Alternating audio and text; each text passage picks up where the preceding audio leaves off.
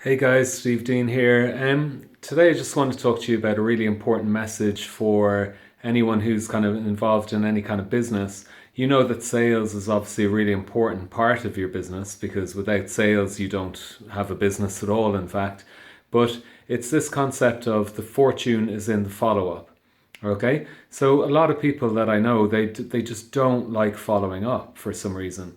Okay, so they get a contact, somebody's interested in their business, but they don't then go through and follow up with them.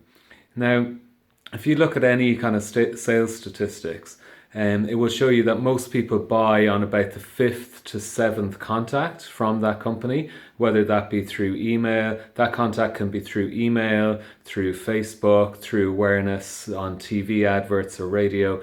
So 5 to 7 contacts is when most sales happen. So if you just think of the last thing you bought, the chances are you saw that product in some form or another 5 to 7 times before you made the decision to buy it. Okay, so the real thing is now, if you're selling your product, you've got to give that person 5 to 7 exposures before you can reasonably expect that they're actually going to buy what it is that you have to sell. Okay, so most people don't do that. Now, a lot of the time, the follow up needs to happen on the phone, and that's a really, really good way to, get to know your customer, also to give yourself some credibility. You've probably heard of this thing of know, like, and trust. People are going to trust you if you're the kind of person who's going to pick up the phone and talk to them and try and solve their problem. And basically, that's what we're in the game to do in business. We solve problems, okay? So you need to solve that person's problem.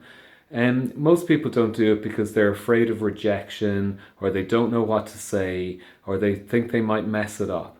But here's the thing. The person on the other end of the phone, first of all, they don't know what you're supposed to say. So they're not judging you in any way, shape, or form. Also, consider this. They might be just lazy. They might be waiting for you to get back to them. Okay, so they might want your product, and I'm assuming they do want your product if they've made first contact with you anyway. And they might be just waiting for you to get back. Remember, they're busy people too. They've got plenty of stuff on their plate.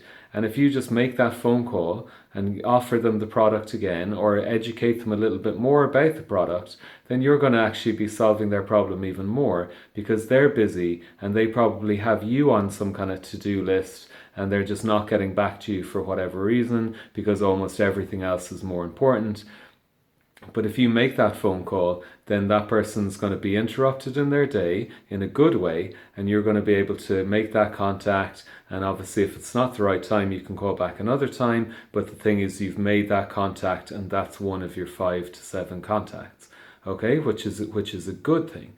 Now, here's the thing: if you're afraid of rejection, that is something you need to overcome, because at the end of the day, no is just fine. It's just part of the game. You'll figure out once you make 10, 15, 20 phone calls, probably 3/4 of those people aren't going to want what you have, or they're going to go with somebody else, or they're going to choose a different thing.